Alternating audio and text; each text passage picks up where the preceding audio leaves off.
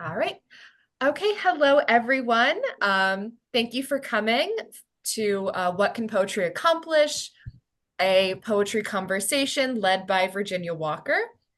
This is and correct me if I'm wrong, fourth year of this series, which is very exciting. We're always happy to have Virginia here at the library, and I will hand it right over to her to start introductions and talk about what we'll be doing tonight. Well, thank you, Liz. Thank you very much. Yes, this is the fourth in a series of conversations I've been having with poets. The first year I asked the poets, what is the role of the poet today? And we had some wonderful answers, and Leela Zembrain was here that year. In the second year, I asked them, why write poetry? Why do this? And the third year, I asked them, how has writing poetry altered your life?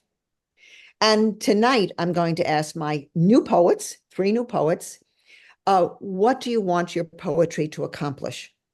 And I'm going to go around I have three new poets, and we have Aaron Griffin. I'll introduce them all in turn, but Aaron Griffin, Joan Gail Howlett, and Emily Ragusa O'Reilly. And I also will be a poet in this conversation. And I'm going to ask them, giving each one 10 minutes first, to answer my question, respond by reading their poetry, doing what they want to do, and explaining how they see their poetry and what they wanted to accomplish. And after we go around everybody, including myself, we're going back and we'll do 5 more minutes with each poet. And then at the end, I hope we have time to do a little wrap up together of what we've discovered, maybe about our own poetry and what we're doing, and about the other poets and how we all are doing similar things, I'm sure. And I'm going to start now by introducing a poet, and his name is Aaron Griffin. And Aaron Griffin grew up in the Rockaways, and I knew him as an honors student at Dowling College. But I did not know that he wrote poetry until years later when I met him at a Bard's Day event. He loves trains, and he traveled to Scotland to ride on a very special train. And he's created his own avatar to speak some of his own poetry, which is very interesting. And I just recently found out that he also lived in Sag Harbor for a time. Just found that out in this pre-discussion conversation we were having. He recently sent me some poems. I was so impressed with them. They were so imaginative and playful, and the most I've seen in years, and fantasy poems. Welcome, Aaron. Hi. Hi. And I wanted to ask you if you could tell us what you want your poetry to accomplish. What are you working on, Aaron, and what do you want to do? Well, my poems really seek to illuminate the magic of our own world, not by replacing it, but by giving glimpses of a neighboring one upon which all the people are not necessarily humans. So this is going to be a rapid fire lecture about a neighborhood on Long Island that is not on our maps, starting with the rise of L-Town.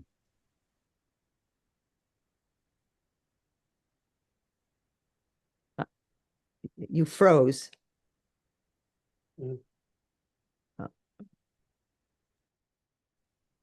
No. Thank you. Set up bridges way, replaced the sandy islets the Atlantic washed away.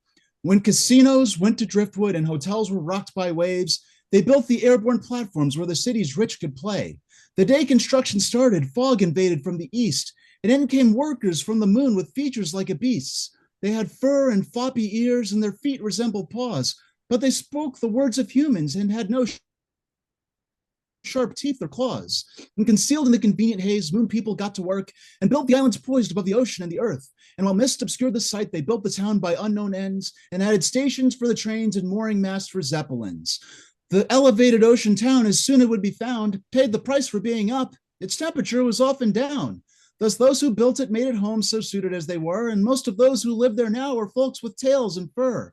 But whether in the warmer months with visitors abound, or in chilling deep December with few tourists to be found, the neighborhood hangs in the air, its novelty renowned. Its true name's Arvin on the Sea, but locals call it L-Town. Now, the town atop 4 tables is what travel writers called L-Town back when it was built a century ago, so I'll tell you more about it. 1,000 meters from the beach where water meets the ground, they built suspended in the air an elevated town. They put everything they could up there on stilts above the sea, a town built on 4 tables on the edge of NYC.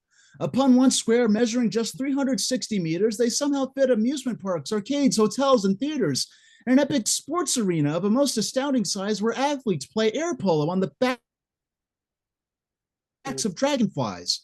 And all of that is just a fourth of L-Town's total size, and its fairground-focused northwest part is christened Cloverside.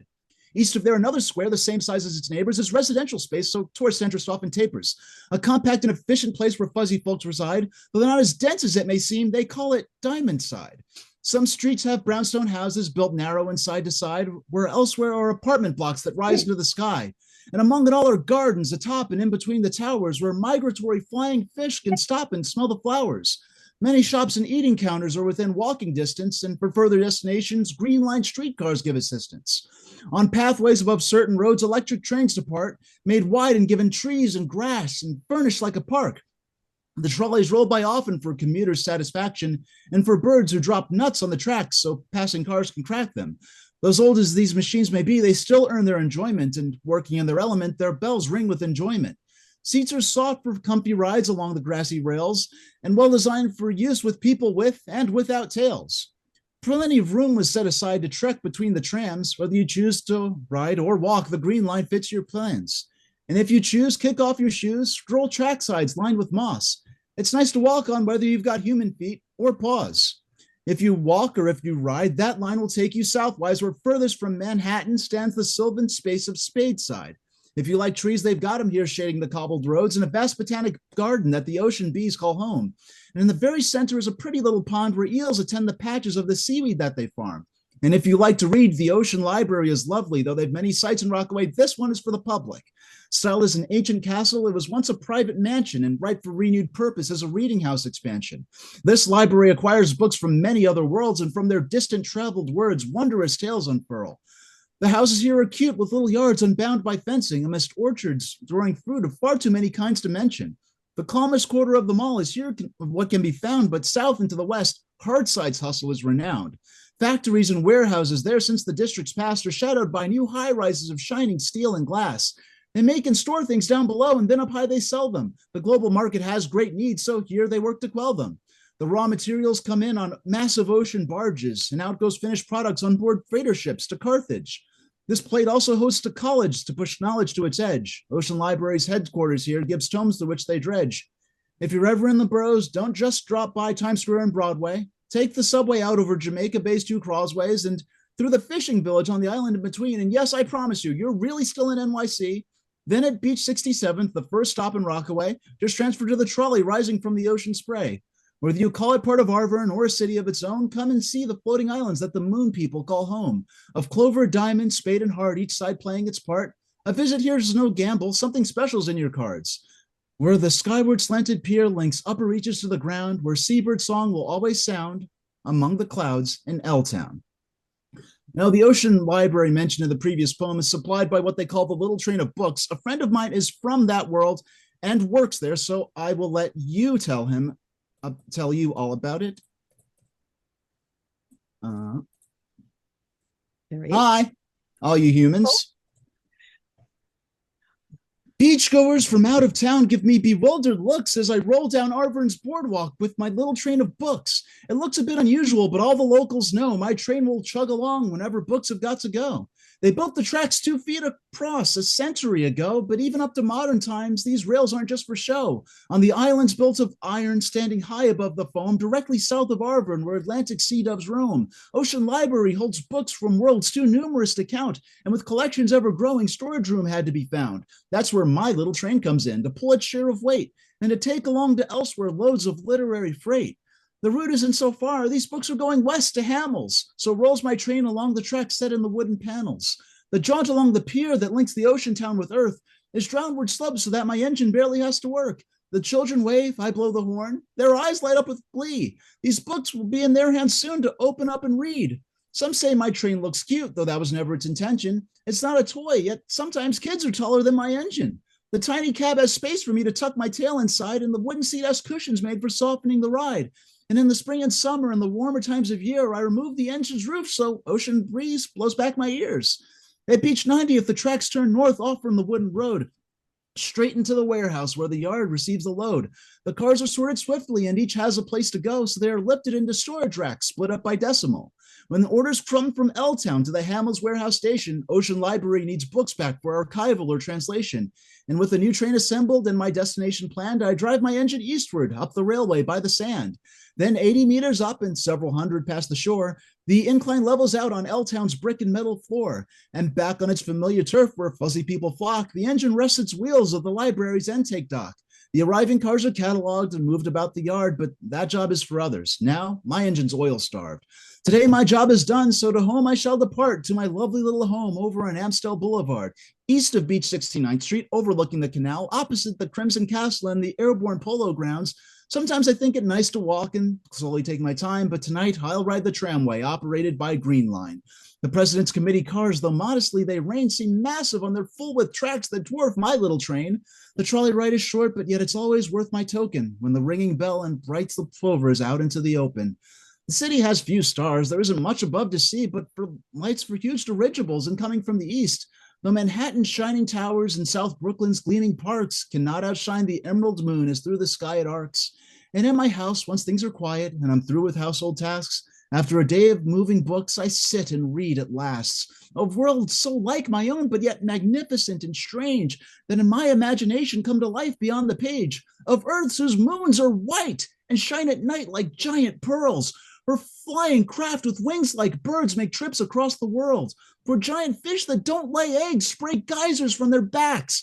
And bugs that mastered weaving spin elaborate silken traps. We're the only sort of people have no tails that you can see, and they sweeten up their drinks with golden syrup made by bees. And half a century ago, they all but gave up steam, and motors fueled by bottled lightning power most of their machines. And they carry magic mirrors, small enough to hold in hand, that let them see and talk to people off in distant lands. And silent songs from man-made stars send them electric books that shine upon their mirrors, thrilling tales to keep them hooked. Stories they write in worlds like that are beyond comprehension. I'm sure for them, an earth like mine is barely worth attention. But though my world is boring compared to those of which I've learned, I yearn for my own, my home, my Arvern, if simple it may look, where I live my quiet life driving my little train of books. Oh, thank you, Aaron. That was wonderful. Am I unmuted? Yes, you're unmuted, Virginia. Okay. I am unmuted. Okay. Aaron, that was wonderful. I wish Thank you were you. real. I wish you were real. And it was so charming. It's realer than you think. The Beachside Railway existed between 1909 and sure it did. 1906. Yes, you gave me that little book that time on the Rockaways. Yes. And I remember as a child going to the Rockaways. But it's a delightful world to create. And you also your playfulness in the rhyme and the rhythm, it's just wonderful. It dances along, but I must move on right now. But I'll get back to you. But it was wonderful. And I'm going along to my next poet, Joan Gail Howlett. And Joan and I knew each other because we both went to St. John's University. And Joan was the poetry editor of literary magazine Sequoia when I was there. And I was also, I think, the editor-in-chief at probably the same time. And then she went out west and she taught in the Mission District in San Francisco. She also was in Medford, Oregon. She was a poet in the Women in the Arts program there. And then she had an MA from Boston University. And she also got a master's in social work from Stony Brook when she came back to Long Island. And then she took all her talents and went way up to the north of New York State by the Canadian border, where she became a therapist. But Joan has never stopped writing poetry and her passion for poetry. She loves birds, and many of her poems are about nature. And she has poems published by the Indian Creek Nature Center and in many other venues. Welcome, Joan. It's so nice to have you with us. And I'd like to know what you want your poetry to accomplish. And maybe you could read poems or just tell us about that. Sure. Well, first off, I guess I would like to say I have a passion for honoring and respecting the earth and all the creatures that exist.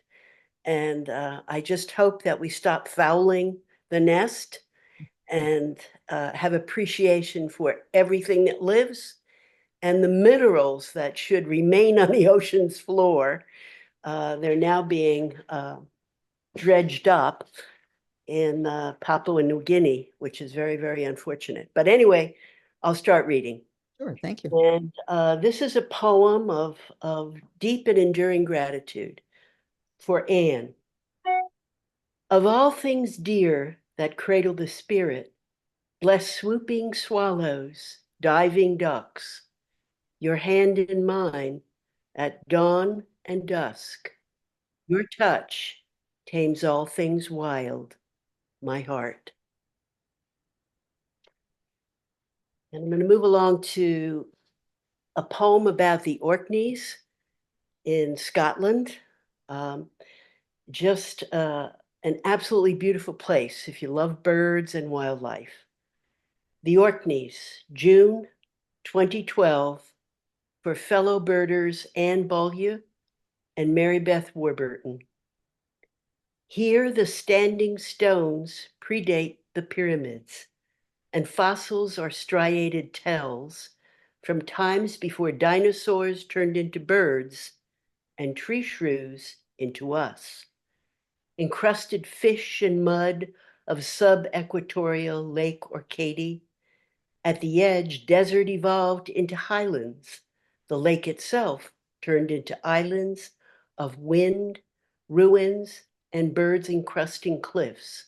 Swift kittiwakes, fulmars, guillemots, black and common, razorbills, shags, puffins peeking from crevices, bad boy skuas on patrol above, the lone peregrine topping cliffs, poised to pounce.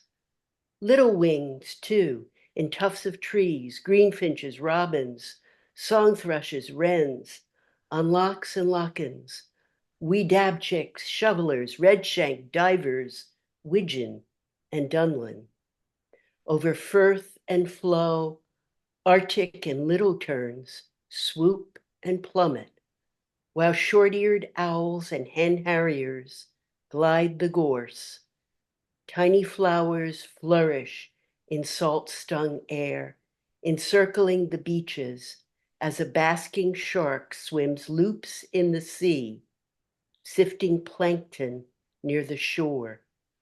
The sun glows brilliantly and fades, igniting a green flash, gone in an instant. The wild blows brace the bejeweled islands, flung out to sea, ciphers of Earth's treasures, spinning through space-time. By the way, that is a place where you will have the midnight sun. It doesn't go down until way after 1 a.m. in the morning. The next poem I like to read is Adios, which has been published a couple of times, but I've dedicated it to a dear friend of mine who was like a mother to me in Oregon.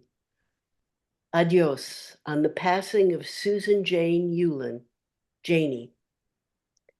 Treetops tipped in the wind when you waved goodbye, and we gestured stay, stay, but you just shrugged a gypsy smile, reached past the clouds, and pulled the sky down over your eyes. The next poem is, for me, represents the exquisite beauty of being alive to everything, animal, mineral, plants. The Karst, summer of '83. We came to the forest cabin at cleft of spring and stream, with openings we flow into and out of, in the earth, the water, our hearts, merging lush emergence, almost bioluminescent with the glow of lingering desire. There is symmetry here and the spike of stillness in primal moments. I was born with both feet off the ground, a lover in waiting, a stargazer, and in the sky, hidden, black holes, so heavy with longing, we might never come back. The ruby-throated hummingbird is the only bird that naturally appears in the eastern part of North America. The western part has lots and lots of different hummingbirds, but the ruby-throated is the one we get, and we always look forward to it here. Ruby-throated hummingbirds. Only 2 new hummingbirds left at season's ebb. Even as youngsters, they defend the nectar like aces, each gunning for the other, swooping and diving in sun and rain, guarding also the wilted trumpet vine flowers. Rest and recuperation happens in the Ragusa rose hedge when evasion permits, until from the sky, the one still on patrol shoots a volley of beacon feathers on the intruder. Summer falls away like dry snakeskin. They will harry each other or any other down the states, across the Gulf, into the hot and spicy scent of Spanish. And their singular joy as nestmates will be in the flight and in the fight. Just have a couple of more. A very small poem about my favorite season, which is fall. And when I lived in Oregon, actually I lived in a place near Cave Junction, Oregon, a tiny little place called O'Brien. And I lived on a river, which was an offshoot of the Rogue River. And this, whenever I think of this poem, it's this is where I was when I lived in Oregon. And this was one of the most beautiful times of year and place on the river there. River edge willow rides the wind within. Bird calls fly away. Leaves fall and scatter, curled and golden. Moonlight on ripples, singing to stones. Just have a couple of more fairly short ones. The stopover is about geese. I know most people don't particularly like geese because they leave their droppings on their lawn. But if most human beings observed how great geese are as parents, there wouldn't be any problems in the world. There wouldn't be any strife because geese are wonderful parents. This is called the stopover. Fleet flying geese arcing the V for landing, wings cupped, feet bracing onto cornfields stopover, mostly Canada, but some snow, airmates honking loudly through the touchdown. 2 different calls, but the same echo, joy of earth underfoot. And the perfect predator is not greedy, and this poem is about the peregrine falcon. Peregrine.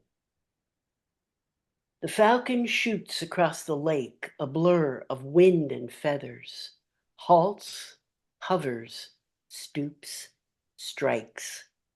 Rafting ducks and shorebirds shriek, fling themselves to air on the vertical and diagonal. But one has unmasked death on a vibrant sunny day, leaving behind only blood on the water. I witnessed that in Costa Rica, and it was painful, but it was also very, very impressive. This will be the last poem I will read for now. And it's a small poem, and it reminds me that everything in nature affects everything else. Motorcycling to happy camp. Red-tailed hawk whistling across canyon sunset. High fur, hairy on the sky. The scruff of your neck, tree, tousled by the wild bird cry. So Thank you very much. Oh, Joan, they were wonderful poems. Thank you. You're Thank a you. painter and you're the detail. You should have been a naturalist. My God, they're Well, wonderful. I I am kind of an amateur one, I Yeah, guess. no, it's marvelous. I mean, I was with you in every moment, and I could see everything, everything. Thank you. By the way, I think my hummingbirds have left me. Oh, yeah, they're Yeah, gone. about the They're long 13th gone. they left, but I was so happy that last day. I said, I wonder if I'll see the hummingbird today, and he came. So Yeah. that's the magic of the bird. Eh, All right, eh. now I'm going to go on to our third poet, and that is Emily Ragusa O'Reilly. And I have to tell you, I encountered her for the first time when I was a judge in the Bliss Moorhead Poetry Contest here on Shelter Island. And her poem Legacy won for its theme and original language. I knew right away this was a marvelous poem. Emily has a distinguished career as an educator with an MA in curriculum development from Albany University. And this Sag Harbor native spent 10 years in Atlanta, Georgia, where she was a teacher and a school administrator, and she helped found a school. Amazing. Then she came back to the East End and Montauk, and she has been teaching in the spring school for 20 years. She doesn't look old enough to have done any of these things. I don't know how this could be. And she helps students be recognized for their personal expression. She is now turning to writing and a planned MA in creative writing. And Emily, I wonder how you would answer my question. What do you want your poetry to accomplish? And maybe read some of your poems and talk about them. Thank you. Thank you so much, 10, Virginia. 10 minutes. Yeah. So I've been teaching English for over 30 years. So before I was a teacher, I was, of course, a student at Pearson High School in Sag Harbor. And I was so lucky to have teachers who understood that educating a young person went beyond curriculum. And I want to give a shout out to my English teacher, Mr. Gurney, whose gift to me was Free Friday. And on Free Friday, it was my favorite day because we spent the whole period writing, and we could write anything we wanted about any subject in any form. And of course, I wrote poetry every week. And every time he shared with the class, I felt heard and I felt validated. And that's such an important gift to give a teenager. So as a teacher, I want my students to know that poetry gives us a voice. It should be your voice, confident, strong, no apologies. And there are as many ways to write poetry as there are people on this planet. Mm-hmm. Authors like Walt Whitman and Langston Hughes taught us that.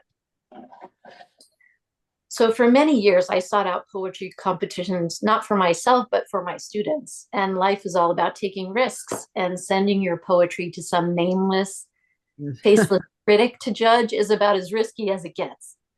So this past year, as we were preparing entries for a contest sponsored by the Walt Whitman Birthplace Museum, a student asked me if I'd ever sent my work out. Oh. And they know I love poetry, and I'll often complete the same assignments that they do and share my work with them. So of course, my response involved a lot of adult speak. Things like, I don't have enough time, and I have a family, I'm focused on school. And really, it was a lot of nonsense. And I work with eighth graders, and eighth graders can sniff out nonsense like a bloodhound. So they called me out, and they told me that I needed to, walk the walk. And so as the universe would have it, I began seeing ads magically for the Bliss Moorhead Poetry Grant competition. So poetry gives us a voice. And for me, it gives me a voice to tell stories. Our stories aren't always pretty or neat or simple, but there's a beauty in all of it. So first, I'd like to share the poem that reignited my own story, which is Legacy. Just before school began and we reclaimed our town, they would be ready. Purple chandeliers glistening dusty blue, like shiny pieces of agate, entwined with tired, tattered slats, sagging from the weight of another year's harvest. Vines and lattice woven together, one bolstering the other, united in purpose. Her father had carried a ball of roots with him across the sea, tucked away in his leather satchel, wrapped in heavy cloth, carefully tended for 3 months. Grapes for wine, like home. We would jostle up the rickety wooden ladder under the arbor of tangled vines so dense we could look up straight up and not see the sun. My smart cousin told me the story of Icarus, I remember. The thick skin tasted like Welch's grape juice without a mustache. Inside, the flesh was slimy, like we imagined a jellyfish would feel inside our mouths. We plucked them, squished them, hurled them, spat them at each other until Graham spat from her kitchen. That's enough. There won't be enough for jelly. Not jam. She called it jelly. Giant pots simmered on the stove, mason jars, mustard in place, but we weren't allowed to help. Boiling water, hot wax, glass jars demanded too much supervision, and there were too many of us. All of you outside, she would shout, handing us a paper bag of moldy bread. Go feed the ducks. Take George for a walk. We weren't old enough, really, to free range our way down Main Street to Otter Pond to feed ducks stale bread that would bloat their bellies. But it didn't matter then. She was gone, along with our parents, and the house was gone too. Too valuable to keep, my cousin decided.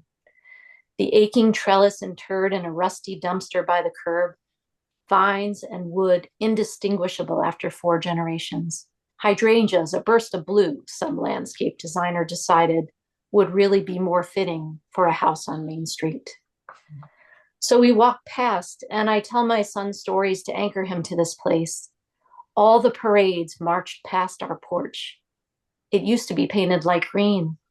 We pumped too hard on the squeaky metal glider and launched ourselves into the sky. Every summer, she grew pink roses that pricked our fingers, and at Christmas, our table sat 8 on each side. I never did make it to the grown-ups table, even though I was one, like he soon will be. He laughs about the rickety lattice and the jellyfish grapes that smelled so sweet they sometimes drew August butterflies. I'll buy it back for you someday, he says, his hand entwined in mine. Sometimes we carry our roots with us, within us, like hope, carried across the sea, and that is enough. So I began writing consistently after that poem, and I found that for me, my poems had to tell a story. They had to explore connections between our past and our present, connections between people, even the connections that are just in our daily lives. And in the spirit of connections, I actually had the pleasure of teaching my teacher, Mr. Gurney's grandchildren, and we still keep in touch from time to time, and hopefully he might even be watching. So this next poem is one of a collection that I'm writing about my mother's life. And often I start with just a kernel of information that I know to be true, and then I allow my imagination to fill in the rest of the story. This is called 1941. It was Sundays that she hated, not because she had to peel herself out of bed while they all slept, like puppies huddled together, limbs tangled, snoring peacefully. The frigid water that sputtered from the rusty spigot at the end of the hallway always caught her breath as she washed her face awake. But she didn't mind. She was free, after all, for a few minutes of her little sister's squabbling. It wasn't tiptoeing her way down the stairs to the street, placid, serene in its slumber, or even the gurgling in her empty stomach, roused by the scent of sizzling bacon from the breakfast counter 2 doors down, where she used to go with her grandmother.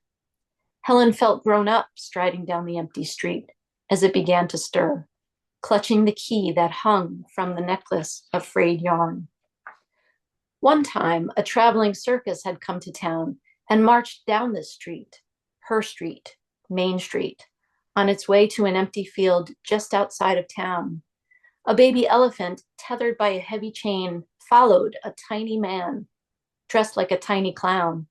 A silly pink top hat sat askew on her leathery head, and she never looked up at the laughing crowd. So Helen didn't mind that the straw broom rested waiting for her alone in the corner of her grandfather's bar. Sweeping up the broken shells always made her think of that day and the baby elephant, eyes down, ashamed, because she would have stashed a few peanuts in her pocket for the broken elephant if she had known. The ting of the wire brush against the side of the metal pail brought her back to the task at hand. Piles of tobacco mixed with spit always hid this way or that of the dingy can. She didn't mind polishing the long copper bar until it shone like the shiny pennies her grandfather tucked in her palm for a job well done, or even washing the mountains of beer glasses until they didn't smell like her father anymore. It was the sound of the bell that she hated on the top of the door that cried out every time he opened it. So that's a bit of a cliffhanger, but the book, the surrounding work, will provide the answer as to who is coming in that door and why.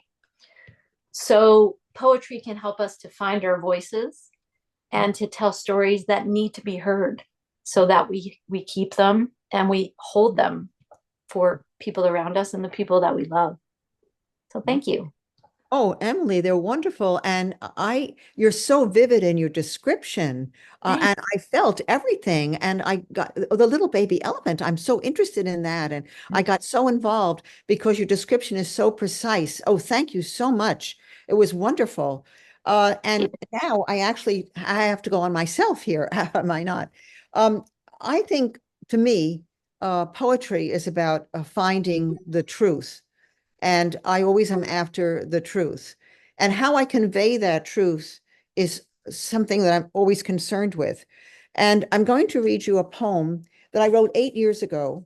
And I only sent it off last year to Oberon Poetry Magazine. It was published in 2023. And this poem works by suggestion and allusion. And so I'm going to read you that poem now, Omens. A lopsided and bloodied moon leans over the bay, a large moon, a heavy weight to fall on earth. I pull my head down in reflex. In another ride homeward, I see Goya's Colossus punch a fist down from a cloud and divide a bay with a silver line into two halves. Still riding towards home, I am pummeled by a flood from the sky, rain as heavy as bullets, as loud as tanks, ascending the thin, bending roof. That these are omens, I am sure, but of what they foretell, I have no dreams. Yet the living air seems certain to congeal, the sword to come, and the hordes to drown us. Now, I must say that dark mood of that poem is quite my mood still, and especially because of the recent execution of the hostages of Hamas. And so I'm going to reread a poem that I read in June here at the library because I feel compelled to read it. And here, what I do is I have 6 panels of poetic sections, and I'm moving through logic, history, and moral decision-making. And that's how I'm getting at the truth. Pitiless cruelty resurfaces in the modern world. 1, a calm overview. What separates us from the Romans calling for the Christians to be torn apart by beasts? What separates us from the Aztec priests slicing out the heart of a captive tribesman? A humanist revolution and an enlightenment unconstrained by religion and laws to promote a human against king, tyrant, tribe, and mob, and universities to promote reason and science. Today, the mob rules the universities. Tribalism returns, and blood-soaked flags are hoisted in our land, while anti-American professors spew calls for annihilation of those refusing to bow. 2, joyful dancing, joyful living. A young woman laughs, picking up the beat. 2 sisters rush forward to greet their friend. The 3 dance with grace, posing for pictures. In the village, a mother smiles at her year-old child, returns to preparing a meal, lifts the tomatoes to the sink, washing off the dust from her garden. A young man with tousled hair leans over rocks, with which he starts to build a wall to hold the sheep, fitting piece to piece without mortar, crafting beauty. 3, what rough beast. The heart beats erratically in the man, whose eye is bored out. The terrorists leave one eye, cackling at him, while they dismember his child, rape his wife. They believe in terror. They feel alive when maiming and killing. They behead a child with a shovel. They kill the father finally. A young terrorist begs to behead him. 4. Asylum U. From the river to the sea, chant the robotic youth, eager to be seen carrying signs against the Jews. This is bravery, they think. Of the Holocaust, they know nothing. The lemmings follow their cool professor of Marxist bent. In myth, the rats drown together in the sea. Here, the suicide is mental and may be permanent. The campus rats love to move in hordes, escaping arrest by numbers. They love to shout and scream as if their madness was understandable. How little they realize they are being used by the autocrats of power, anarchists of force, those who will rule the rats with a chimere rouge. Later will imprison them or will place them in positions of self-mocking power. 5. From the tunnels and hiding places. If I do not look at them, I may be spared or die quickly. If I do not look, do not feel, do not remember, if I do not recoil every time they stand over us, I may be spared. Do I want to live? Can I live without remembering? We are underground. We are buried alive with the demons who need to be killed. If my death comes when they die, I will give my approval. If I do not look at them, if I do not see, if I do not feel, I am dead while alive, no other way to survive this burial of hope. They rape me and hate. They kill my family. Why am I still alive? To give witness? When? When will I see the light? When will I know what justice the world will give? When will I live again? 6. On our island, the concert, the artist, and religious leaders. Mozart and Britain give us music to imagine ordered sound over frenzy and ancient fears. We sit in a church letting the sound solace our minds, still shocked. Dissonance followed by burlesque return us to the normal. Beethoven rounds out the program. Lento assai, cantante e tranquillo. On the wall, a stylized cross holds within a Star of David. Unspoken is our unifying love for one another, Christian and Jew.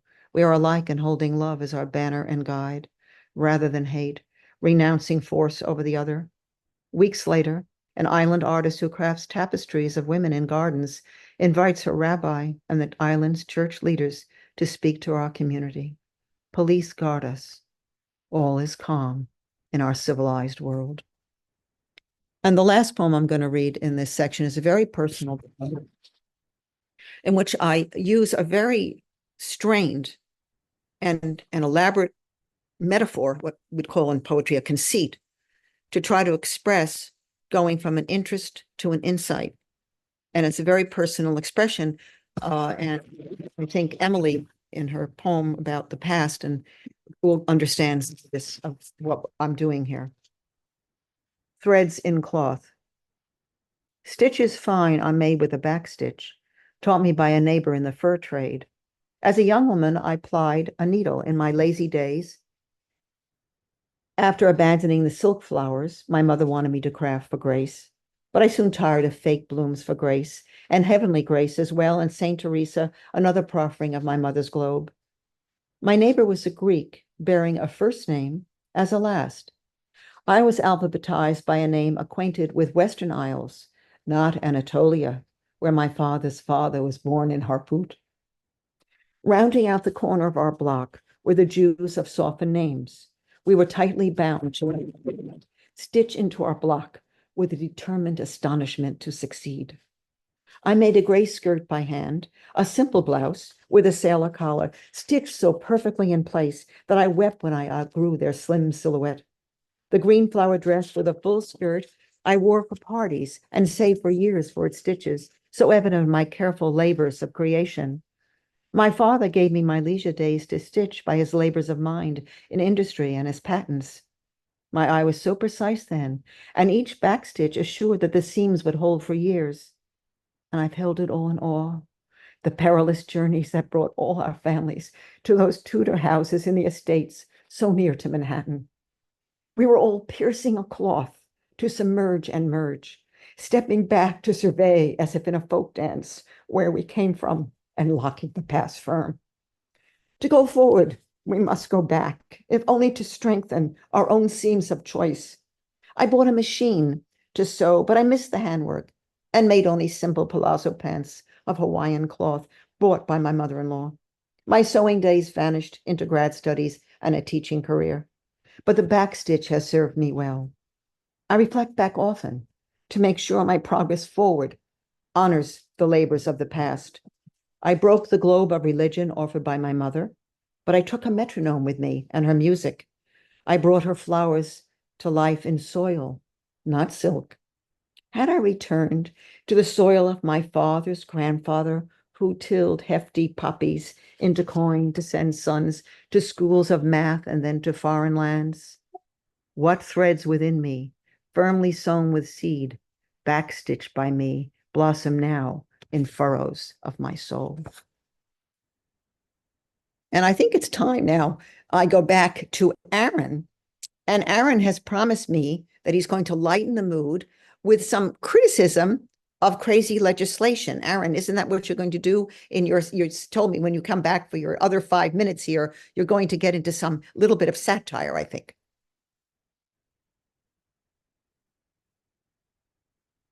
Oh, Aaron, you have to unmute yourself, or someone has to unmute you.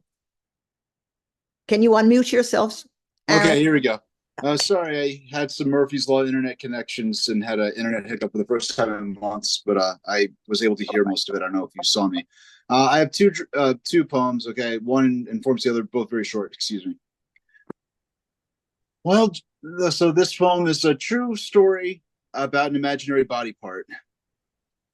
While dreaming, I wished for a tail, not detailing its length, and so it burst forth from my back, 4 meters long, I think, erupting out of nothing from the bottom of my spine, a limb limber and lovely, instantaneously mine, nerve endings all connecting, letting me move it as I will, and as delighted as I was, I simply couldn't keep it still.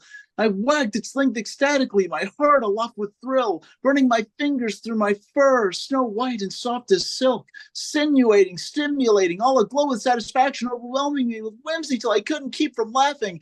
Back in the 3D world where I was made in flesh and blood, and in my sleep I laughed out loud until I woke myself up. And though the room was dark, I felt a glowing from my coccyx, from which the tail in my dream flowed like water from a faucet. How real-life nerves were troubled there, I really can't explain it. Though I could guess my dream world tale had triggered something ancient. While dreaming, I wished for a tale, not detailing its length, and when I'd woken up, it was still there, unseen, I think. Though physically dismissed, the joy it brought persisted long, as the stars began to vanish in the mist amidst the dawn. In response to recent law proposals in some U.S. states would impact the very legality of my previous poem, where I'm working as a teacher, I'll end with this response. American law bills just get stranger and stranger. They've been several out to ban anthropomorphic behavior. Anthropomorphic, a world blown out of proportion like atom fission, making reactionaries act out with needless suspicion, crusading against words without care for definition. Behaving similar to, or in the form of a human being, must to some be more menacing than Webster would make it seem. To be legal these days takes more than I've been assuming, as I'm now faced with the risk of presenting as too human. To protect the kids, they say, are what these laws are about. So can I be seen anymore without whiskers or a snout? Am I going to get a ticket for having a flat face? Is a Halloween dress code set to be commonplace? Must I wear a gator tail like Duke in Fear and Loathing? Can I have anything more than dog collars as clothing? Are animal ear headbands going to replace hats? Can I still use my phone, or must I shriek at distance like a bat? Is it now forbidden to use my fingers to hold things? Will Baltimore's Ravens get fined for not having wings? Will we wear horse costumes just to play polo? Will Miami's Dolphins get locked up for lacking blowholes? No, of course, that's silly, to levels up and above. But I'm not writing laws against words I lack knowledge of. Small government in which the state plays minimal role seems to me making sure that art from kids is controlled. Hypocrisy is too fancy a term for some brains to whom freedom means demanding that all folks be the same. How is the next Walter Disney going to make it through art school if we punish children now for taking interest in cartoons? But that problem's for later. Today, officials need the votes, so feel the need to push laws against a cat litter hoax. Common sense, they assure, is all for which they are fighting, but they hear insane rumors and they instantly buy them.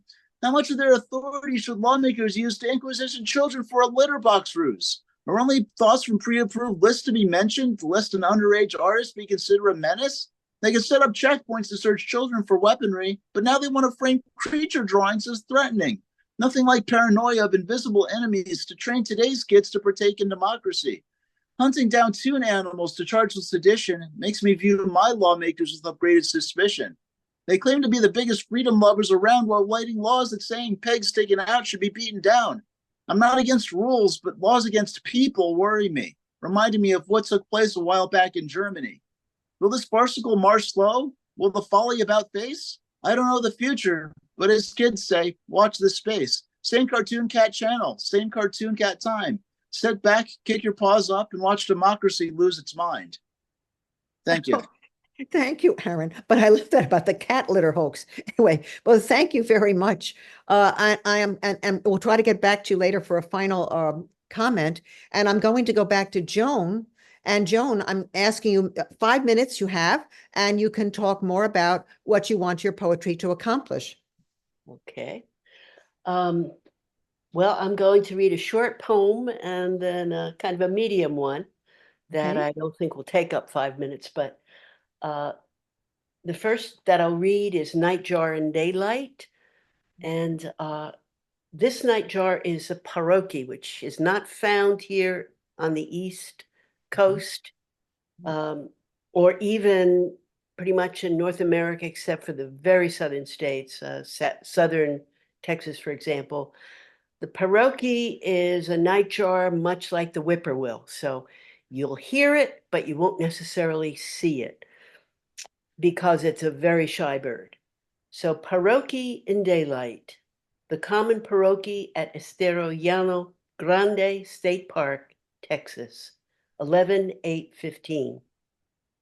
The paroquet possesses the shaded spot of earth, blending seamlessly into overhang, bracken, and scrub. Only a large, slightly open eye reveals a presence. And this last poem is about one of the most precious places on earth, the Galapagos Islands. Dragonfire, Galapagos.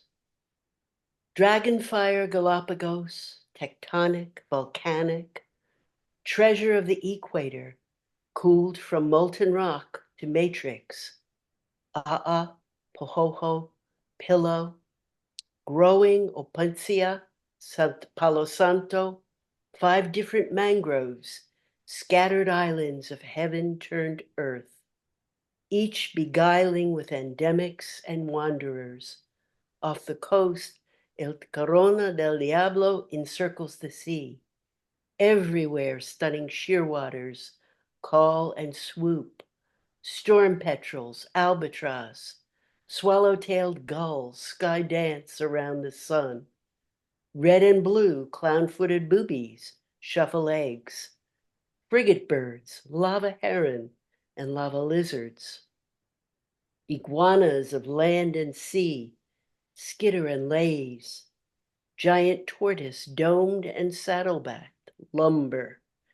Furry sea lions lounge and frolic.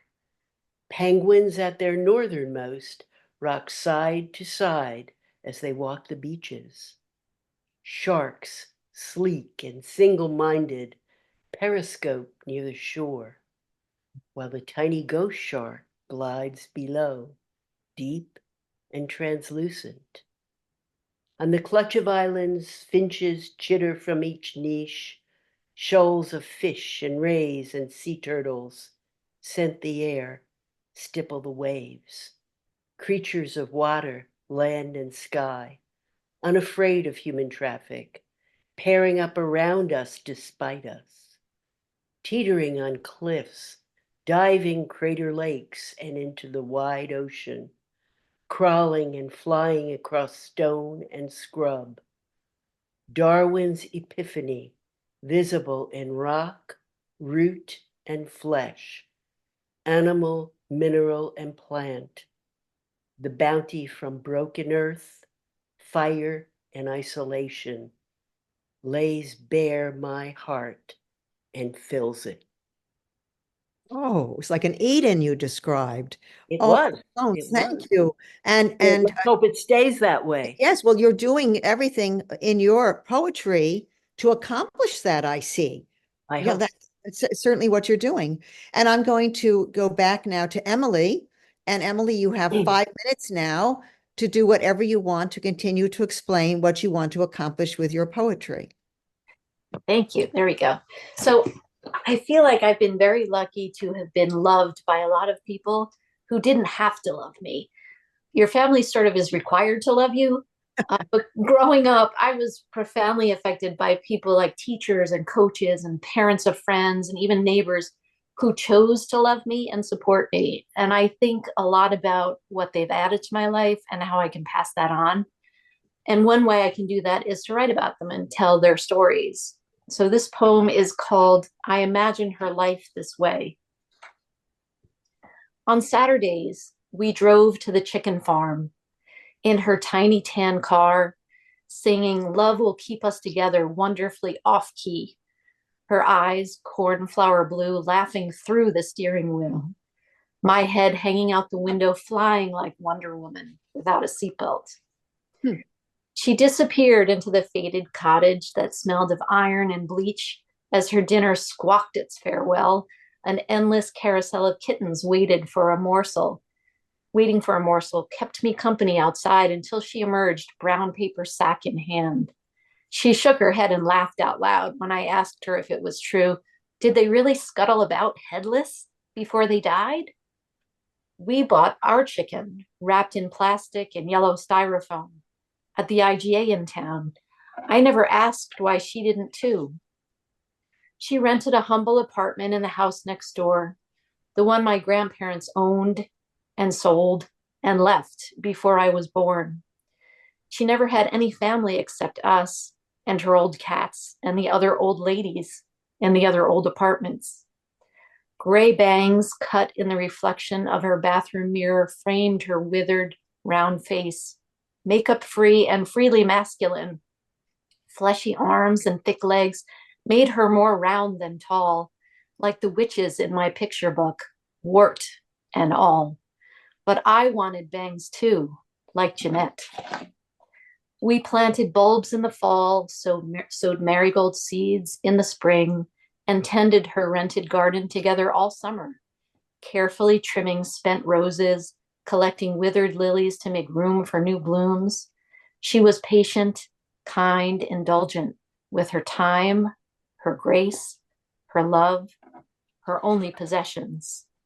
On Sundays, she crossed our front porch on her way to the Whalers' Church, her teeter-totter gait unmistakable in her old lady shoes, clutching her old lady purse, dressed in her old lady suit, maroon after Labor Day, avocado after Easter. A dainty gold cross rested buried in the folds of her neck. I was 8 years old when she died. She was buried behind iron gates within white cement walls, under the shadow of the Star of David, where I had never been. Along the road we had driven together 100 times, laughing, singing, on our way to the chicken farm. I imagine her life this way. When the click-clack of black boots echoed through their village, her family sheltered her in a fortress of faith, where she passed the time within the walls, tending a tiny garden inside the gates with nuns so kind they hid her from the horror outside, planting seeds of grace, of love, to share with me, just like the polished gold cross they fastened around her slim neck. I have a garden of my own now, and somehow my hands remember just where to snip the stems of the roses to make room for the next flowering, where to pinch the lilies' blooms so they will reappear reborn next year. And somehow I know just how deep to dig the holes where my tulips will rest, safe and warm until spring. Oh, Emily, thank you. That was wonderful, wonderful. Thank you. And you're preserving so much in your poetry. Thank you. And I feel as if I have to show this picture. Oh, yes. This There is you are with that woman. This is where the poem started, with this picture. Thank you so much for sharing. Thank you. Thank you. Well, I'm always after the truth, even if I have to be humorous about it. And this is called At the Gym. And if you're from Shelter Island, you might recognize some of the people from the Fit Center here. At the gym, Energize a bunny guy, splits like a frog in heat, sideways leaping on the padded floor as if impregnating an entire pond. His crouching looks pointless to those on stationary bikes. Then I nearly trip over the grimacing man who lies aslant the entrance area. Is he dying? He rubs his back along the floor, an exercise all his own. I straddle the low bike rower and gaze on all the types in violent motion. I cannot compete with the old woman, all bent, nearly doubled over, who hops, yes, hops on her waiting bike and strives for home. How does she stay on? I press my legs against a raised shield. I push against increasing G weights. Nearby, a man climbs high, chins up and down. I could not dare. The neat ladies bring their paperbacks and read while biking without mussing their hair. Down the other end of the room, runners fly. Their sweat a danger if you get too close. All my efforts against my CMT seem futile, but my changing companions offer distraction from genetic collapse. And some of the older men are nice to eye as I pedal up my frustrations. Mm. And now I must be a little serious again. And the preface to this poem is almost as long as the poem, but it's necessary because I think you've heard of the one person, but I don't know if you know of the first one I'm going to be talking about. The poem is titled Artist Again in Peril, and I'll repeat that after the preface. For Pavel Kushner, pianist, world-renowned, who died in a hunger strike in Birobidzhan prison, aged 39, jailed for opposition to Putin's invasion of Ukraine. And with hope for Serena Karolina Ballerina, sentenced to 12 years in prison for donating to the Ukrainian military. Artist again in peril. Plato distrusted poets, and his heirs of concocted and superimposed reality descriptives also distrust pianists, ballerinas, and of course, poets. Legs and fingers can be threatened. Craniums crack like walnuts. Voices of discontent, hints of opposition, all must be silenced, thwarted, obliterated. Arts must serve the hive. And my final two poems are from a recent vacation in New Hampshire. And I do believe that ritual is all about values, retaining values. Another year at Musterfield Farm. We have a ritual, my sister and I, to spend some time at North Sutton's Musterfield Farm in New Hampshire. Since Revolutionary days, the fields have yielded vegetables and pumpkins. Once, this rich flatland at the base of hills was a testing ground for liberty. Farmers from round the hills gathered here to protect their earth. Corn rows, and tomatoes stand at ready. On stone walls, pumpkins, large and small, orange sentinels over lichen-spotted rock. Nicotiana rods and cleomes hold forth above red zinnias. Barrage of flowers replaces the former colors of musket fire. Why do we come here? Bounty, tranquility, early days hollowed, roots of liberty, all richness of harvest, in memory, a field of freedom lived in. This field redreams our destiny. And my final poem has in it a paradox, I think. By the way, it's in a very irregular song, but it has in it the paradox that I truly believe in, and that's that we find the eternal in the ephemeral. Lake swimming under Mount Kearsarge. The mountain lake, glacial declivity, has a soft mud bottom, mica-flecked. Mount Kearsarge presents its two green heights above the lake, pleasant lake, always calm. The sky is always half a numberless blue and always half cloudy, hinting rain.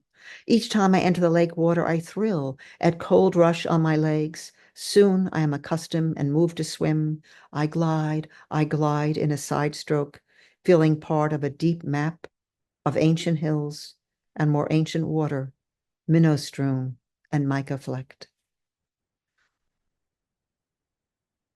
Well, that's the end of my reading. And I want to go back for a second. I think we have a moment where I can go back to each poet. And by the way, I did do something wrong in that poem, but if it ever gets printed, it'll be correct.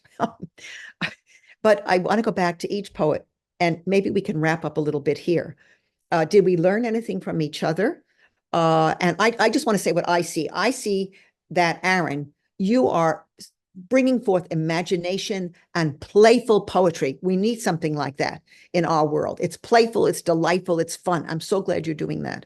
And Joan, your preservation of nature and your voice for nature and the birds, it's just wonderful. I mean, I felt I was in this Eden of birds every time you read. And Emily, you're preserving people and their lives, and I think it's wonderful. And of course, what Sag Harbor used to be and Montauk probably you're doing, because everything's changing so rapidly, is it not? Yeah. But I'm going to ask you, I'm going to go around the room. And Aaron, do you want to add anything to this? Or did you, hearing other people, have you come to any conclusions about what you're trying to accomplish in your poetry? Aaron? I can't hear you, Aaron. Okay, I was okay, I'm unmuted now. I'm I would say that rhyming is extremely overrated in poetry, and I don't care. It's overemphasized, and I feel like a lot of the way we're maybe teaching some of this stuff to young people is kind of, I think the use of the instrument, the recorder, is kind of analogous. I just brought this up the other day. We give children this very simple to use, simple to play instrument, and to get them to learn to love music, and then we take it away and say that it's not a real instrument. It's just we just give it to them to, okay, here, two cross buns. Now we can say we taught you an instrument. Very rarely is a professional recorder player heard. And when it's heard, it is not recognized as a recorder because we give it to people and then take it from them before they can develop their skills, usually. I think that should be enough for me. And I just see poetry in all its forms as maybe being a bit analogous to that in the way we're teaching it. Okay. Well, then you can go and teach it and do a better job of it, I think. All right. So I could hope. Thank you, Professor. Well, when you get your book published, you will. And Joan, any final thoughts? You're muted, Joan. Joan, I can't hear you. Okay. Okay. Can you hear me now? Yes, No? yes. Yes, you can? Yes, I can hear you. Okay. Yes, I enjoyed listening to all of you. I enjoyed the history that you provided, Emily, and the angst that I felt with your poetry, Ginny. And of course, Aaron, you were amazing with your trains and fantasies.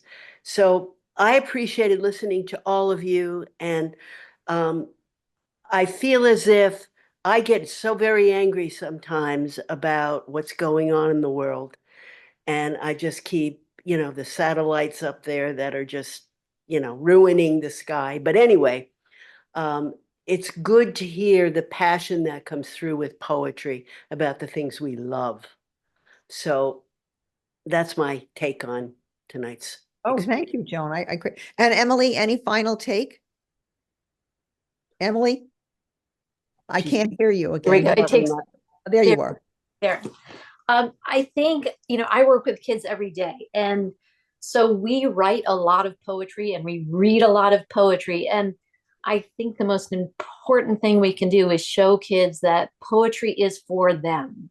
It's not just for somebody at a university or somebody who's rich or somebody who only speaks English. Poetry is for everyone. And I think if we can pass that on, then we've done justice to the format. And there are so many collections of poems out now that were translations of poets from different cultures and languages. And I think it's wonderful to read them too and learn so much about poetry in other forms and in other languages. Well, at this point, I'm going to have to thank Liz Larson, our trustee and ever ready librarian, for helping to put this webinar on tonight from the Shelter Island Library. And she's recorded us. So eventually this will be on YouTube and you can catch it there if you can tell your friends if they missed it tonight. And I want to thank also Terry Lucas, our librarian, our director, who helps put all these programs together. And I want to thank my wonderful audience out there, because I see there are people out there who wrote nice things about us, and from Shelter Island and from as far away as California. And there's my cat making noise. And I want to thank all my guests, Aaron Griffin, Joan Gail Howlett, and Emily Ragusa O'Reilly for coming here tonight and sharing their wonderful work with us and showing all the different forms that poetry can take and all the different accomplishments that poetry can achieve, because I think they are achieving wonderful things in imagination, in protection of nature, and in protection and preservation of lives and memories. So I thank you, and I bid everyone good evening. Thank you, Ginny. Thank you. Thank you. Thank you too.